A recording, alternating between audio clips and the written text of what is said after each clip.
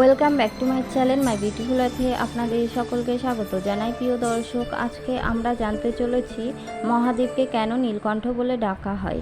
হিন্দু ধর্মে একাধিকবার দেবতা ও অসুরদের মধ্যে শুধু যুদ্ধের কথাই শোনা গিয়েছে।